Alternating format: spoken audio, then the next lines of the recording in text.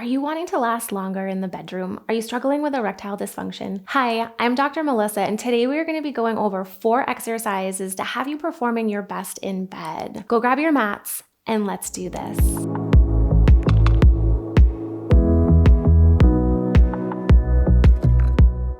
You might have been told to start working on Kegels, and you're squeezing and tightening your pelvic floor muscles and just not getting the results that you're looking for. And this is because we need our pelvic floor muscles to both lengthen and relax and then activate. And when we're constantly squeezing and holding tight, we're creating way too much pressure and not able to let those muscles relax down. So in today's class, we're going to be focusing on lengthening those muscles. We're going to be focusing on our hips that play a really big role in our pelvic floor muscles, as well as our low backs. So let's get started. Come down onto your back. So we might be doing Kegel exercise a little differently. I don't really teach Kegels, but we want to be able to have that lengthening and activation part. And this is where people struggle with the most and feeling your breath comes into play, your posture comes into play. So stick with it. It does get easier. So take your breath in. We want to think of breathing out to the sides of the rib cage. And this is one of the biggest mistakes I see with Kegels. You're going to inhale, send your breath. We're going to lengthen all the way down. And then exhale, blow out those candles. So as we breathe in, the diaphragm is going down, touching on those pelvic floor muscles. And then as we exhale, lifting back up. Inhale, the breath goes down to pelvic floor muscles. You might feel a little pressure or this pushing down, but not this. And this is what I see a lot of too. This, I got to squeeze and do my Kegels. No pushing down like this. That's creating too much pressure and it's going to grip and tight. Inhale, the breath goes down. We're letting go. And then as you exhale, blowing out those candles, just think of lifting up from the base of your penis, this gentle lifting up. Inhale, the breath goes down. Another cue is thinking of that scrotum. Scrotum is lifting up. Inhale, we're breathing out to the sides, front and back of the rib cage. Exhale, lifting up. And you know it may seem like breathing, we do it all of the time, but this is the biggest mistake that I see. So really stick with the breath. Inhale, it goes down. Laying down is the easiest position to get started with this. Sometimes people find it helpful to put a pillow behind their head and their shoulders. Inhale, the breath goes down. Exhale, we're gentle lifting up. And you should feel from like pubic bone to your belly button, this gentle lifting up. And this is how I teach using the core and your pelvic floor system versus just constantly squeezing and creating all of that tension and pressure. Inhale, the breath goes down. Let's just do a couple more. And again, if you're like, I'm not quite sure what I'm feeling, that's okay. Practice, it will get easier. And sometimes we have to loosen up our hips or loosen up our back to be able to feel this lengthening first. Last one, inhale, breath goes down. Exhale, gentle lift up. Nice. Now let's come on to our hands and knees. We're going to come up and take this left leg, step your left leg straight out in front. Now option, you can keep your hands up on your thigh. You can bring your hands down to the floor, or if you've got something, you can place a block or a couple pillows inside your left leg. And if you need to scooch your left leg out to the side a little bit, you can do that as well. And just thinking of like gently rocking those hips, going from side to side. And we're staying with the gentle breathing. We don't want to breathe into our chest. We don't want to take big belly breath. Both of those increase that inter-abdominal pressure, and that's creating too much tension and gripping, which we're trying to get away from. There's so much that makes up our core and our pelvic floor system, just besides lower abs and pelvic floor. Our breathing muscle, our back stabilizers, our glutes, and everything has to be working together. Good. Let's take one more breath here. Then we're going to add a little bit rotation into this. So you'll keep your right hand down on the ground. You could also bring your right hand to your left thigh and take that left arm, reach your left arm up, and then sweep that arm underneath. Inhale, peel that left arm, come back up. And then exhale, bring it underneath. And with all of these exercises, I like doing them for about a minute each and just setting a timer so that you can really focus on what you're feeling with these exercises, noticing differences from left to right versus having to count, because how we do things really matters. Nice. Last one. Nice job. Now let's switch. So we'll take that left leg back. Your right leg comes straight out in front.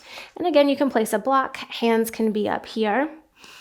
And that back left leg, you're thinking of pushing that shin down towards the ground. And let's just start to kind of open those hips, rocking left, rocking right. That right leg is thinking lengthening forward. Your left leg is thinking pushing back.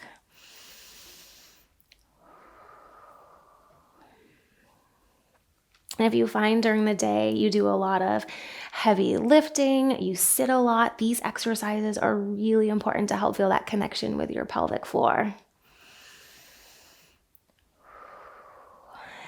Nice work. Let's do one more here, and then we'll add on that rotation piece. Ooh, hello, left hip today.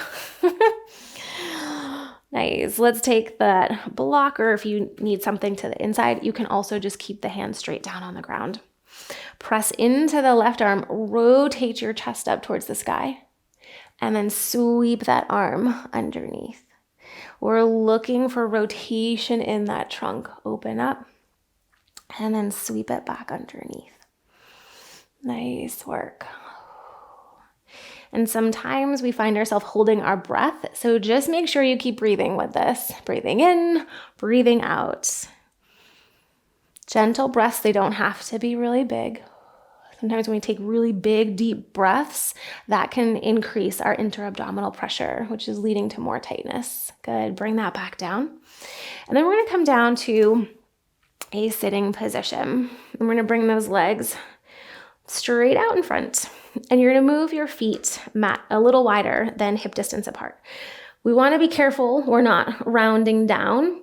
You want to keep those hands behind you and stay lifted through your chest and lifted through that tailbone, no arching down. And then we're going to drop our legs over towards the left. Hold for a breath. And then bring them up and over to the other side. So this is really important for the mobility in our hips.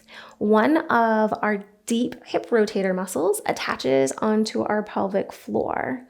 So if we've got tight hips, it could lead to a tight pelvic floor and vice versa. It's all connected. Good. And just gently go from one side to the next. See if one side feels tighter than the other one. And if this is too uncomfortable sitting like this, you can always start the same exercise laying down on your back. It's always listening to your body and starting where you're at and then progressing from there. Now, if this feels really good and you wanted to add on a little bit, you could always gently walk forward over one of those legs. Take a breath in and then bring yourself back over to the other side. Fold forward. Just keep trying to open up those hips. Staying lifted through that chest and your tailbone. You're doing a nice job. We'll do one more time each side.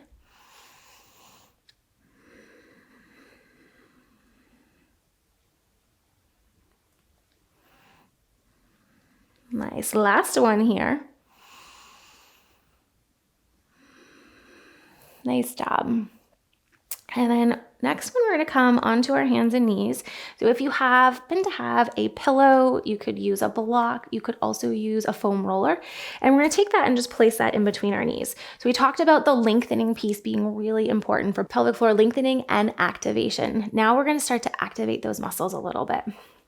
We still want that lengthening, but we don't want a big arch. We don't want our hips tucked underneath. We want something neutral. And as you breathe in, we're going to breathe out to the sides and back.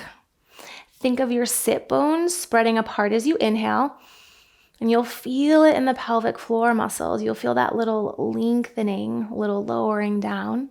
And then as you exhale, we're going to gently squeeze the block like 25%. Gentle squeeze. Blow out the candles. And you'll feel pelvic floor muscles lifting up. We want to be careful when we squeeze, we don't do this. No tucking like this and creating too much pressure. Neutral spine. Breathe in. Exhale. Gentle squeeze, blow out those candles. Inhale, soften. Spread those sit bones apart. Exhale. And kind of checking and seeing if you feel that scrotum gentle lifting up. Inhale, soften. Exhale, squeeze. So if this feels good and you want to add on, you can slide those shins out to the side. So we're working on our hips and the pelvic floor at the same time. Inhale, bring it back in. Exhale, squeeze. And if just the squeezing felt good, stay there and then build yourself up to this. I'm giving you lots of different options here within these 4 different exercises. Awesome. Let's do a couple more here. And if you're not quite feeling that lift, maybe squeezing just a little bit harder, but we don't want to crush the block. And maybe emphasizing that exhale a little bit more. Our breath, our posture, our positioning, all of this plays into what we're feeling in that core and pelvic floor system. And all that translating over into the bedroom. One more time. Good. And then bring that back. You can take that out and just come back to a comfortable seated position. Keep coming back to these exercises. That lengthening, that relaxation piece is so important. And you're going to continue to practice the lengthen, the breath goes down, and that exhale coming back up. Keep up the good work with these exercises. Hopefully they help you take bedroom time into overtime. If you found this video helpful, let me know down below in the comments. Until next time, namaste.